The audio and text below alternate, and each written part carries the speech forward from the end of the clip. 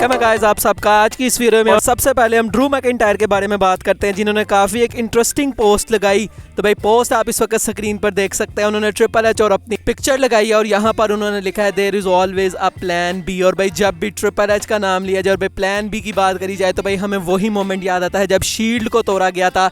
Seth Rollins वो plan B बने थे जो कि किसी ने भी एक्सपेक्ट नहीं किया था और भाई वहाँ पर सेथ रॉलिंस बन गए थे दी अथॉरिटी गाय। तो भाई क्या अब ये जो आगे स्टोरी लाइन चलने वाली है इसके अंदर क्या ट्रिपल एच का नेक्स्ट गाय अब ड्रू मैकिंटायर होने वाले हैं। वैसे तो भाई वो पहले भी गाय रह चुके हैं, पहले भी वो डब्ल्यूडब्ल्यूई चैंपियन रह चुके हैं, लेकिन भाई अथॉरिटी के अंदर क्या ड्रू मैकिंटायर आएंगे। भाई जिस तरह से रैंडी ऑर्टन थे पहले भाई काफ़ी मज़ा आता था उस एरा में, तो भाई क्या डब्ल्यूडब्ल्यूई दोबारा से उन चीज़ों की तरफ जा रही है और क्या ड्रू मैकिंटायर हमें ट्रिपल एच के साथ कोई किसी किस्म का अलायंस जो है वो बनाते हुए दिखाई देंगे। भाई काफ़ी इसको देखने में मज़ा आएगा और वैसे भी ड्रू का जिस तरह का करैक्टर चल रहा है तो भाई उसके बाद तो और भी ज़्यादा मज़ा आएगा। अगली स्टोरी की तरफ बढ़ते हैं और भाई एक फ़ैन है जिसने द रॉक के बारे में भाई काफ़ी ज़्यादा जो है वो चीज़ें बोली सोशल मीडिया पर। उन्होंने भाई सबसे पहले कहा कि भाई जो लास वेगास का क्राउड था उसने काफ़ी ज़्यादा बू किया और भाई हम सबको बताया कि भाई वो बू किस लिए किया गया था। लेकिन भाई ये बंदा जो निक है इसने किसी और चीज़ की वजह से कहा कि भाई ये किसी और वजह से जो रॉक है उनको बू मिली। उन्होंने कहा it looks like the audience is fully America first and is demanding the Rock and Ofra follow through their commitment to take care of the people of Ludhiana. के भाई यहाँ पर जो बंदे हैं लुधियाना के वो काफ़ी मुश्किल में थे तो भाई द रॉक ने उनकी मदद नहीं की, इसलिए जो फैंस हैं वो बू कर रहे हैं। लेकिन भाई इसके ऊपर जो द रॉक हैं उन्होंने क्लैरिटी दी। उन्होंने कहा कि भाई ये जो फैंस है ये इसलिए बू नहीं कर रहे बल्कि ये हम रेसलिंग टर्म में हील में जो है वो करैक्टर प्ले कर रहा हूँ। और भाई हील करैक्टर का यही होता है कि भाई फैंस उसको बू करते हैं और भाई हमें ये चीज़ें करने में काफ़ी मज़ा आता है। उन्होंने कहा वैसे तो भाई मैं ऐसी बुलशिट्स को एड्रेस नहीं करता, लेकिन भाई यहाँ पर क्योंकि तुमने काफ़ी मतलब कि ऐसी चीज़ें बोली हैं जो कि तुम्हें नहीं बोलनी चाहिए थी, हमने काफ़ी लोग हैं जिनकी मदद की है तो भाई तुम्हें ऐसा नहीं बोलना चाहिए था। ये जो करैक्टर है ये सिर्फ करैक्टर वाइज जो फैंस हैं उन्होंने मुझे बू की है, ऐसा कुछ नहीं है कि भाई मैं कोई बुरा बंदा हूँ या उस वजह से जो कि तुम कह रहे हो इस वजह से जो है मुझे बू किया गया। तो उन्होंने ये कहा कि भाई पहले तुम्हें रिसर्च कर लेनी चाहिए ऐसी बुलशिट पोस्ट करने से पहले। तो भाई आप एक तरह का कह लें कि भाई जो रेसलिंग का एक सीक्रेट होता है कि भाई आप लोग अगर हील प्ले कर भी रहे हैं तो आप उसको कभी सोशल मीडिया पर पोस्ट नहीं करते, वो आई थिंक द रॉक ने तोड़ा है। लेकिन भाई यहाँ पर जो मामला है वो काफ़ी बड़ा था, मतलब उनके ऊपर इल्ज़ाम लगाया गया था कि भाई तुम लोगों की हेल्प नहीं करते। तो भाई ऐसे जो द रॉक है उन्होंने भाई यहाँ पर जो क्लैरिटी है वो दी कि भाई ये सारा कुछ सिर्फ मैं जो अपना करैक्टर प्ले कर रहा हूँ और इसलिए जो फैंस हैं उन्होंने मुझे बू किया। और उसके अलावा उन्होंने एक ट्वीट में कोडी रोड्स के बारे में भी लिखा, भाई आप ट्वीट देख सकते हैं। उन्होंने लिखा है योर हीरो अराउंड है in find out quick what happens when you talk about our family with disrespect lines crossed and blood bring it we don't toe the mark for no one. तो भाई यहाँ पर काफ़ी उन्होंने अल्फाज इस्तेमाल किए हैं कोडी रोड्स के लिए जो कि आप देख सकते हैं यहाँ पर क्रॉस इनके ऊपर लगा हुआ है। भाई यहाँ पर काफ़ी वो गुस्से में है कि भाई किस तरह से तुमने मेरी फैमिली को डिसरिस्पेक्ट किया और भाई ये चीज़ें कहीं ना कहीं तो लीड करेंगी और ये कहाँ लीड करेंगे भाई इसके बारे में काफ़ी मेजर न्यूज़ है जो कि आज की हम इसी वीडियो में कवर करेंगे। फिलहाल दोस्तों हम अपनी अगली स्टोरी की तरफ बढ़ते हैं और अब हम मनी इन द बैंक के बारे में बात करते हैं। तो भाई मनी इन द बैंक जो कि जुलाई के मंथ में होगा, तो भाई इस साल कौन होगा उसका विनर। तो भाई इस दफ़ा जो सबसे पहले मनी इन द बैंक है वो टोरंटो में होगा कनाडा में, लेकिन अभी तक कोई भी विनर्स नहीं है, मतलब इसके बारे में कोई भी डिस्कशन नहीं की गई कि इस साल का मनी इन द बैंक कौन जीतेगा। मतलब कि जो डब्ल्यूडब्ल्यूई भाई वो काफ़ी महीनों पहले से जो प्लान्स है वो शुरू कर देती है, खासतौर पर royal rumble, money in the bank, इस तरह के जो पीपीवीज होते हैं, रेसलमेनिया। लेकिन भाई यहाँ पर अभी फ़िलहाल में कोई डिस्कशन नहीं और अभी तो फ़िलहाल जो पुराने भाई मनी इन द बैंक है मतलब डेमियन प्रीस्ट उनका भी नहीं पता वो कब कैश इन करेंगे। तो भाई रिसेंटली उन्होंने इसके बारे में कमेंट किया कि फ़िलहाल में मैं एलिजिबल ही नहीं हूँ कि मैं कैश इन कर सकूँ ऑन सेथ रॉलिंस, क्योंकि सेथ रॉलिंस इंजन है और ऐसे में मैं उसके ऊपर जो है वो अपना मनी इन द बैंक का ब्रीफ केस कैश इन नहीं कर सकता। और जहाँ तक रोमन की बात है तो भाई वो तो आता ही कभी कभी है, लेकिन अभी उन्होंने ये चीज़ क्लैरिफाई की कि 1 जुलाई तक उनके पास टाइम है, 1 जुलाई से पहले पहले वो कभी भी अपना कैश इन कर सकते हैं। उन्होंने ये भी मेंशन किया कि भाई अभी रेसलमेनिया सीज़न भी चल रहा है, तो भाई यहाँ से उन्होंने थोड़ा सा टीज़र भी दिया है कि शायद वो रेसलमेनिया में भी अपना कैश इन कर सकते हैं।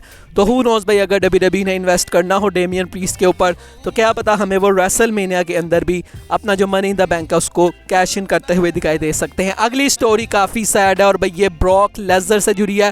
तो भाई डब्ल्यूडब्ल्यूई की प्रोग्रामिंग जब शुरू होती है तो भाई उसके मतलब शुरू में भाई वो पूरा आता है ना देन नाउ फॉर एवर, वो वाला पूरा वहाँ पर आता है। तो भाई वहाँ पर पहले ब्रॉक लेसनर को फीचर किया गया था लेकिन अब भाई जो ब्रॉक लेसनर है वो वहाँ से रिमूव हो चुके हैं। तो भाई ब्रॉक लेसनर को WWE अब किसी भी तरह से कहीं से भी जो है वो दिखाना नहीं चाहती जब तक जो भी ये चीज़ें हैं जो कि ब्रॉक लेसनर के गिर्द जो है वो घूम रही है, जब तक भाई ये सारी चीज़ें क्लैरिफाई नहीं हो जाती।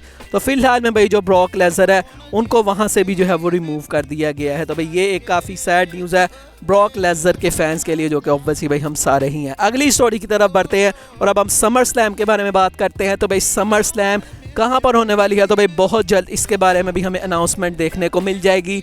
बहुत ज़्यादा चांसेस हैं कि ये भी भाई यूएसए में नहीं होगी, क्योंकि ये हम पिछले साल से ही सुन रहे हैं कि भाई WWE बाहर जाएगी कहीं पर समर स्लैम के लिए, और अब तो काफ़ी इवेंट्स के लिए वो बाहर जा रही है। तो ऑब्वियसली समर स्लैम के लिए भी वो जाना चाहेगी। तो भाई बहुत जल्द हमें ये भी अनाउंसमेंट होती हुई दिखाई दे जाएगी कि समर स्लैम इस साल हमें कहाँ देखने को मिलेगा। अगली स्टोरी की तरफ बढ़ते हैं और भाई WWE के कुछ प्लान्स के बारे में बात करते हैं, कुछ सुपरस्टार्स के बारे में, उनके फ्यूचर क्या प्लान है। तो भाई आप देख सकते हैं कि दो बंदों को हील करवाना है WWE ने, एक ड्रू मैकिंटायर और एक रकेल रोड्रिगस। तो भाई ड्रू मैकिंटायर तो ऑलरेडी हील बन चुके हैं, तो रकेल रोड्रिगस अभी आ नहीं रही, जब आएंगी शायद वो भी हील बन जाए। उसके अलावा बेबी फेस यहाँ पर ऑस्टिन थ्यूरी को बनाया जा रहा है और भाई इसके बारे में काफ़ी देर से डिस्कशन की जा रही है। अभी तक कुछ किया नहीं गया इस डायरेक्शन में, मतलब ग्रेसन वॉलर ने थोड़े थोड़े हिंट्स दिए हैं, उन्होंने ज़बरदस्ती मैचेस में ज़रूर डाला है ऑस्टिन थ्यूरी को, लेकिन अभी तक कोई धोखा वगैरह नहीं दिया। तो शायद बहुत जल्दी या मे बी रेसलमेनिया के लिए WWE इस मैच को करवाना चाहती है। और एलिमिनेशन चैम्बर के बाद जहां पर भाई मोस्ट मतलब कि एक्सपेक्टेड है कि भाई सारी स्टोरीज को एलिमिनेशन चैम्बर के बाद स्टार्ट कर दिया जाएगा, तो शायद ये भी तब स्टार्ट की जाए। उसके अलावा बुच का नाम पीट डन, ये चीज़ भी जो है वो हो चुकी है। Ilja Dragunov and Bron Breakker to main roster, तो भाई इसमें से भी जो ब्रॉन ब्रेकर हैं वो आ चुके हैं, उनको हम देख रहे हैं भाई मल्टीपल टाइम वो रॉ स्मैकडाउन में आ चुके हैं, और इल्जा ड्रैगनोव भी शायद बहुत जल्दी हमें दिखाई देंगे। तो ये भाई WWE के कुछ फ्यूचर प्लान्स हैं। अगली स्टोरी दी अंडरटेकर से जुड़ी है और भाई रिसेंटली अंडरटेकर ने इस पूरी सिचुएशन के ऊपर कमेंट किया भाई जो हुई कोडी रोड्स की और द रॉक की। उन्होंने कहा कि भाई जब कोडी रोड्स ने आके कहा था ना कि भाई मैं तुमसे फेस ज़रूर करूंगा लेकिन वो रेसलमेनिया में नहीं होगा, तो उन्होंने कहा कि भाई इससे मुझे बहुत ज़्यादा दुख हुआ था। कह रहे थे कि भाई मुझे समझ आ गया था कि ये चीज़ें किस तरफ जा रही हैं, तो भाई मुझे काफ़ी ज़्यादा दुख हुआ था। लेकिन भाई एक तरफ ये भी चीज़ है कि भाई रोमन वर्सेस रॉक का जो मैच है वो भाई ब्लॉकबस्टर है, उसके दरमियान पूरी जो है वो हिस्ट्री है, ये लोग ब्लड लाइन है और भाई वो कितनी देर से चैंपियन है रोमन रेंस। तो भाई इनकी जो स्टोरी लाइन है उसमें कोई भी शक नहीं कि वो ग्रेटेस्ट स्टोरी है। तो भाई इस तरह से उनको कोडी के लिए बुरा भी लगा, लेकिन रोमन वर्सेस रॉक का मैच बहुत बड़ा है, ऐसा भी उनका कहना था। आज की फाइनल स्टोरी की तरफ बढ़ते हैं और भाई ये हमारे the rock, Roman Reigns, Cody Rhodes, Seth Rollins की सिचुएशन से जुड़ी है। तो भाई रिसेंटली WWE ने रेसलमेनिया XL का जो टीजर ट्रेलर है भाई वो यहाँ पर रिवील कर दिया और यहाँ पर सिर्फ 4 बंदे हैं जिनको फीचर किया गया, और भाई ये यही 4 बंदे हैं जिनके बारे में बात कर रहा हूँ। और भाई ये सिर्फ फीचर नहीं किया गया, मतलब फीचर तो ये है कि भाई वीडियो में चारों हों, तो लेकिन ये वीडियो में तो है, लेकिन उसके अलावा भाई इनको आमने सामने खड़े होकर भी दिखाया गया, जिस तरह कोई मैच से पहले भाई बंदे आपस में आमने सामने होते हैं। तो भाई यहाँ से WWE ने, मुझे ऐसा पता नहीं क्यों लग रहा है कि भाई उन्होंने कुछ ना कुछ हिंट ज़रूर दिया है कि वो शायद एलिमिनेशन चैम्बर के अंदर इस मैच को कंसीडर कर रहे हैं, क्योंकि अभी स्टोरी लाइन भी ऐसी है और सेथ को भी भाई लल्लू सा दिखाया गया है, तो शायद उनको भी WWE कुछ बेहतर दिखाना चाहती है। तो भाई मुझे लगता है कल के मंडे नाइट रॉ में सेथ रॉलिंस आके भाई कुछ ऐसा ज़रूर बोलेंगे कि भाई मैं तुम लोगों को मैच के लिए चैलेंज करता हूँ, भाई कोडी रोड्स भी रॉ पर होंगे, तो क्या पता भाई ये दोनों मिलकर रोमन और रॉक को चैलेंज कर दें और फिर स्मैकडाउन के अंदर रॉक और रोमन भाई इसके ऊपर रिस्पॉन्ड करें। तो भाई मुझे ऐसा पता नहीं क्यों लग रहा है कि एलिमिनेशन चैम्बर में ये होना ही होना है, क्योंकि ऑस्ट्रेलिया के अंदर है, बहुत बड़ा WWE दिखाना चाहेगी। तो मुझे ऐसा लग रहा है कि भाई ये मैच हमें चैम्बर में ज़रूर देखने को मिलेगा। भाई आपको क्या लगता है, क्या WWE को ये मैच बुक करना चाहिए? आप मुझे कमेंट सेक्शन में बताएं। बाकी आज की वीडियो यही तक थी, अच्छी लगी हो तो लाइक कीजिएगा, चैनल को सब्सक्राइब कीजिएगा। मिलेंगे नेक्स्ट वीडियो में, तब तक के लिए अल्लाह हाफिज़।